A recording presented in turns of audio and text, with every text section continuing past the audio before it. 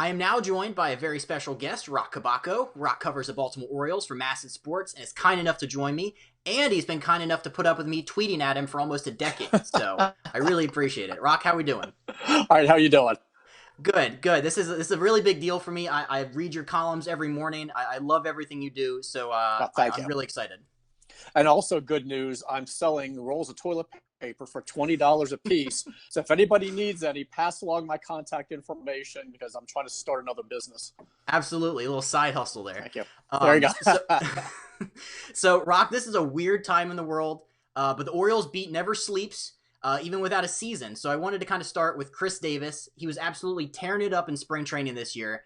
Has he described what's really been the difference for him this year and the kind of the small sample size we have?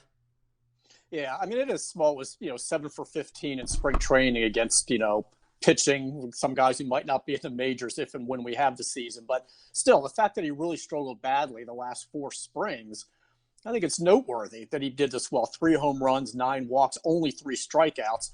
And I think a lot of it is he's got a more aggressive approach, even drawing those walks. He's going to the plate looking to hit, not take. And I think that was important. And, he put on those 25 pounds and it was good pounds, he said, of weight, of muscle. And he looks like that big hulking guy that he was before. And maybe it was just a confidence thing. I mean, we all play like we're amateur psychologists when Chris is struggling. How much of it's mental? How much is physical? And I think a lot of it was mental. And if he feels better about himself being a bigger guy as he's turning 34, then that's fine. I've heard some people say, is it really smart to put on that kind of extra weight when you're at that age? But it's good weight. We're going to do that again with the air quotes. It's good weight. And if it makes him feel better about himself, then go for it. At this point, you just try anything. And, he was diagnosed as having some weakness in his hip that he's been doing some exercises and doing some things to try and combat that and work around that and strengthen that area that I don't think a lot of people know about. And we had talked about it in spring training at one point, back when I was allowed to be within 6 feet of people to do their interviews. And so he talked about that as well. So I think that might also be helping him. But now everybody wants to know, well, will it carry over? Can he sustain it through spring training 2.0 and the season? And nobody knows that. I think the big thing with him too is like every offseason, people expect there to be some sort of drastic change because, his numbers haven't been great for the last couple of years. And so at the beginning of every spring training, how much of an impact do you think the people saying, all right, Chris, what are you doing to get better? Like, how much of that do you think plays into the mental aspect for him? Yeah, I think it does. And, he was like a cult hero for a while in Baltimore. And all of a sudden he was like the guy that they were booing from the on-deck circle. So, that has a psychological impact. And people think, well, he's making all this money, he doesn't care. That's so false. Like, this guy really, it's eating at him, and I think it was making him press. I think people pictured him lighting cigars with $100 bills and laughing manically when you go 0 for 4 with 3 strikeouts. He's hitting 160. And that wasn't the case at all. So I think that started to wear on, and then you start pressing, and then you're just looking for the season to end at that point, like just anything to get out of there. So, and he's not going to be a guy that's going to make major adjustments. He's not going to change his stance every other at-bat like Cal Ripken was doing for a while. He's not going to go in a pronounced crouch or raise his hands way over, anything like that. He feels like he knows what approach he's most comfortable with and what'll work, but there was some tweaking he needed to do, and I guess putting on 25 pounds and putting a gym in his garage and just hitting the weights hard was one of the things he felt like he needed to do. The contract with Chris Davis is the other thing that comes up when talking about him. How close was the organization ever in the course of the last couple of years to releasing him and eating the rest of it? I don't think they've ever come close to that. And really, you can't talk about Chris without the contract, which I'm sure also puts pressure on him. If Chris was not making the $161 million, well, they probably would have released him by now, but they're not going to eat that kind of a contract. And I don't even know if this season is a point where they might reach that certain date where they say, look, we just have to cut ties here. And that's an ownership decision. That's way above the front office. And at this point, Michael Ayers keeps saying, look, I'm aware of the contract. He respects the fact that this is how much money is on it. They take it seriously. So they're just trying to find ways to get him right because he's got another 3 years left on it. There's a lot of deferred money as well, but it's, about a $69 million, something like that, give or take. So I don't think they're ready to just walk away from that yet, but you see the adjustments they've made. Brandon Hyde sitting him a lot more, batting him 8th in the lineup, things we didn't see Buck doing very much. So they are making those kind of adjustments. They're not married to Chris in the sense that, hey, we have to play this guy every day and bat him 4th no matter what. They will sit him and especially with an expanded roster now, whether it's 26 or if it ends up being 29 for the first month, whatever, they will certainly sit him if he's not producing. You mentioned general manager Mike Elias. He's kind of the one leading us through this painful rebuild. I wanted to get your perspective on how this time in Orioles history kind of compares to some of the losing seasons of the past. I got big into the Orioles in the mid-2000s, and there's a lot of losing then, but I get the sense back then they really didn't have a clear-cut direction. Do you get the sense that right now's rebuild is so much different and so much eventually going to lead to more positive results than, say, 2005 to 10? Yeah, I think you hit the nail right on the head there. I mean, at least there is a plan. And I think that's what was upsetting fans for so many years. They were like, look, what's this team trying to do? It's not a complete teardown. They're not saying we're all in and spending big. It was just kind of like, like with Dan Duquette, he did a great job. People said it was dumpster diving. But he did a great job under the financial constraints to find pieces that worked, and Buck did a great job managing. And somehow those kids made it work. Those crazy kids, even though they weren't, besties. But there, people kept saying, and during the Sid Thrift era and whatever, people are just like, what exactly are we doing here? At least they've been very transparent since day one. Actually, Duquette started that during the Machado trade and that kind of beginning of that teardown. And then certainly Mike Elias has been very transparent, saying, look, it's going to be ugly for a while. We don't want to go through this again. This is why we're doing this. Here's what we're doing. Here's what we're focusing on, what we need to do. Here's the limitations we have that some other teams don't, which is why we prioritize certain things, the draft and whatever, and developing this young talent, because they're not going to outspend a bunch of teams. So they've been very open about that. So at least you feel like there is a plan. Now, there's a debate where some people, and certainly some veteran type people in the industry, don't think that's necessarily the way to go.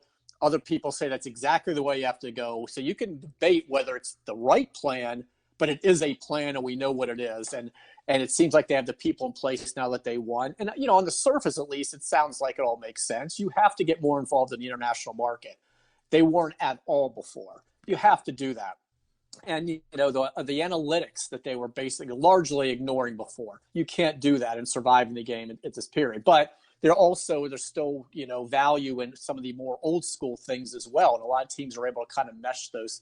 And that's what the Orioles need to do as well. But I just feel like at least there is a plan. So it feels a lot different to me. And it's a different plan than whatever was going on back in during those 14 straight losing seasons, where you'd show up in spring training and be like, all right, they have no shot here, and we don't even know what they're doing. Now we know what they're doing.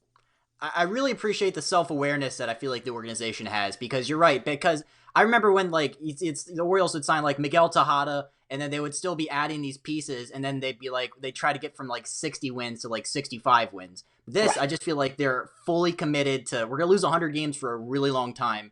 But you know what? I feel like at the end of it, we're going to come out a little bit better. What do you think was the worst example of an Orioles team trying to convince themselves that they were way better than they actually were, when it was obvious to the entire world they weren't? I think it was quite a bit during those 14 straight losing seasons, where I think they felt like they had much better personnel than everybody else did. You would hear executives from other teams and be like, there's just not much talent in this team. The farm system was a mess. But then you'd hear people in the organization saying, hey, this guy's a prospect. They kept trying to sell us on guys being prospects that really weren't. Yep. But they truly believed they were at the time. And when they had the big roster blow up there, where they just made all those trades, was it in 2000, and ended up with, I guess it was basically Melvin Mora was the one guy they got out of all those deals, which is terrible. And there were some really bad drafts, but each time, each year, each spring, they were optimistic that, hey, this guy's going to pop right now. And, this acquisition here is going to help us turn the corner, and didn't work out that way at all. When you talk about prospects, I really like the direction the organization's heading in. But is there a couple prospects right now that excite you the most? Obviously, Adley Rutschman, and, that's an easy one right there. Everybody's excited about him, almost to the point where I tend to be a little more cautious, because I've seen the hype machine quite a bit since I've been covering this team full-time in 97. And even with Matt Wieters, he had a nice career. There's no doubt about it. But he was not the next Johnny Bench. Mauer with power. He was not that guy, but everybody thought that was like a slam dunk, can't miss. And there have been plenty of those guys. It just doesn't quite turn out. So it looks like this guy's a sure thing, but there are no sure things in baseball. But certainly there's reason to be excited about him. And Grayson Rodriguez for sure. And even like a Dean Kramer, who, that Machado trade initially, it's like, well, the Dodgers didn't have to give up any of their top guys. How do you end up trading Machado, not getting any of those elite prospects? And yet they've got a couple guys who could really help them. And certainly Kramer's one of them. Yusniel Diaz is one.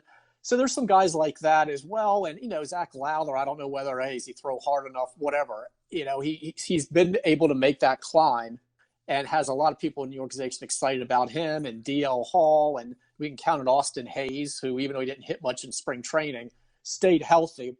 And I'm convinced that he is going to be a really toolsy, everyday player in center field. It's going to make a difference whether it's in the field one game or at the plate or on the base pass. So the farm system looks a lot better than it has, and it's just unfortunate now with the shutdown. Yeah. You're going to have guys who aren't going to make their debuts like we were anticipating, and the whole idea is you keep funneling guys. You move up all that talent that was in Aberdeen to Delmarva. The great team Delmarva had moves up to Frederick, et cetera, and you keep pumping in talent, that pipeline behind them, and pushing guys through. But it's going to be a little harder to do that now when you don't have the season starting on time and the way the draft's going to be impacted. It hurts everybody, but it really hurts a rebuilding team like the Orioles. Do you have an early prediction for breakout player of 2020? Who do you think is going to be the Anthony Santander or the, just one of these guys that comes out of nowhere and just has immediate success? That's hard to know because we don't know the roster right now. There are so many competitions that aren't settled. So I don't know. I mean, I guess Hayes wouldn't count because we're expecting it. Mm-hmm. But I don't know if there's anybody right now that I look at and say, well, this guy absolutely is going to be somebody because really I think we basically know who the starters would be right now in the lineup if they start today. And I don't think there's anybody that we're like that's going to come out of the blue. But otherwise, maybe it's just somebody like a bench guy who's not going to have a huge impact to be an all-star. But whether it's an Andrew Velasquez or maybe it's Pat Valleca, like who knows? This guy, the way he hit in spring training, he plays everywhere. He's going to be a much bigger contributor than we realize. Could be somebody like that. All right, we're going to end the interview with a couple rapid-fire questions. A lot of these you have to dig back into your memory of some Orioles teams. What's been your favorite weird non-baseball injury you've covered with the Orioles? Oh, how about Marty Cordova and the tanning bed? I mean, and where we were asked, he didn't want us writing it. It's like, Marty, you were scratched from the lineup because of it. It's not like you just showed up and you were a little discolored. If we have to write that you're out of the lineup, we have to say why. So certainly I think a tanning bed is number one. I don't know how you top that. I was hoping you would say that because that's my favorite just baseball injury period. You've covered Buck Showalter for his entire career in Baltimore. Do you have a favorite moment of his that kind of stands out? There were so many with Buck, but the things that, for me, it's like when MASN's been replaying, the Orioles classics, like when they clinched the division in 2014 and when they won the wild card game in 2012 in Texas. I always liked the way Buck hung back. He looked like the proud dad with a slight smile on his face and watched the players celebrate, didn't jump in the middle of it, stayed back, took it in, then eventually would come on the field. But that's an image that kind of sticks with me with Buck. It's just the fact that he did something like that where he just wanted to enjoy the moment. It's their time. Buck's got an ego like everybody else, but he never made it all about himself there. And I always thought he just looked like that proud dad. And I remember having people, tell me when they were watching, so much for rapid fire, by the way, but when they'd be watching and say, you know what? I love the way Buck just stayed back and smiled and watched it all unfold. And that stuck with me. Who's the funniest Oriole you've covered? Wow. Now that is tough because, Buck would be way up there. God, let me think. Who would be the fun? We might have to come back to that one because there's some guys that, and I'm sure as soon as we end this, I'm going to think of 5 guys that always made me laugh. I mean, Jeff Conine had such a dry sense of humor, and he was a hilarious guy. And one time I made the mistake. I got my hair frosted tips. That was a look probably before you were born, but it really was a look. And it was a little bit brighter than it probably should have been. And everybody was teasing me about it. I walk up to Conine's locker to ask him a question. He doesn't say a word. He just turns around in his locker, comes out and puts his shades on. It was hilarious without him actually saying anything verbally to make fun of me. And I thought that was classic Conine. And obviously Kevin Millar was a guy who was really funny and kept guys loose. Those are 2 really that jump out of it. And Caleb Joseph. You ever heard Caleb do his impression of Dan Duquette? Well, he could impersonate anybody, but his Dan Duquette impression is as good as anything I've ever heard. And on rare occasions, maybe I would receive a text, like with, the voice, or when I see him, he would go ahead and give us a little sample. I'm sure Dan has heard it because the Orioles have their talent shows each spring. So I'm sure he broke that one out, but Caleb is hilarious. I like that. Would you rather stand in the box when Daniel Cabrera was pitching, or would you rather have a really long interview with Erik Bedard after he lost a game? Hey, if I could get a long interview with Erik Bedard, I would certainly take it. So I guess I would choose that one just because Erik was actually talking, unless you mean I'd have to ask 50 questions to get like a 30-second interview. But weird thing with Bedard is I knew when he was in the minors, and he was such a nice guy. And, he was rehabbing, and he stopped by to see the team, I guess, and made probably in St. Pete or something. And he was sitting on a couch, and I went to check on him. Yeah, come on over. And then something clicked. Like, I don't know, he got burned in an interview by somebody, I don't know. And all of a sudden, it was where he actually took pleasure in seeing how few words he could give us in an interview. And I know a lot of people were amused by it. It annoyed me because we're trying to do our jobs, but he wasn't nasty. He wasn't like Albert Bell threatening. He was just not cooperating. It was very similar to Marshawn Lynch. I'm just here so I don't get fined. That's basically what Bedard was giving us, but he wasn't always like that. Gotcha. I've always heard that he's not a pleasant person. All right, two more. There's unwritten rules of baseball, but are there any unwritten rules in the press box? You're not supposed to cheer. Obviously, that's a biggie. And sometimes people don't realize that when they stop up, even to do a tour, or they just happen to come to visit somebody and they'll start to clap, and everybody looks over at them. It's just, you're not supposed to. And this is a big one. Don't ever say, and I'm not a superstitious person, but don't ever say, wow, this game's going quick. You never do that, because I'm guaranteed it works every single time. As soon as you say it, all of a sudden there's 5 pitching changes and it's like an hour and 10-minute inning. Every time. It's ridiculous. There's no such thing as jinxing a no-hitter. That you can jinx a time of game. And if somebody says that, word spreads through the press box. We're all like, can you believe he just said? And we actually get angry at it. So don't ever say, wow, this game's going quick. All right, last one. What are your keys to a successful arm day? Oh, that's good. That's good. A successful arm day is where I can't stop checking myself in the mirror. Then I know it's been a good one. Yeah, I'm trying to mix it up. I had to learn this, by the way. You don't work the same muscles every day. In fact, I used to work them every other day and was told that's wrong. So let's say you do a bicep day on Monday, then you do a chest tricep on Tuesday, then you do back and legs, though I tend to not do legs much, and I should. On a Wednesday, you try to work in cardio. Then you go back to do bicep day. And yes, it is called bicep day. And Hallmark should really have cards for bicep day because it's a national celebration. I think your parody arms account should be taking notes then, because that's great, isn't it? Some good tips. Roch, and I'm not behind that account, by the way. I want you to know I have nothing to do with it. So yes, I didn't start that, but I do follow it. It's a great follow. Roch, I really appreciate your time. Sure. Check him out, MASNsports.com, Roch Kubatko. You are a gentleman and a scholar, so I appreciate it. Oh, thank you. I appreciate it too. You did great, and remember, toilet paper. If anybody needs it, everybody needs it. Yes. In the Baltimore area, Roch Kubatko is your guy.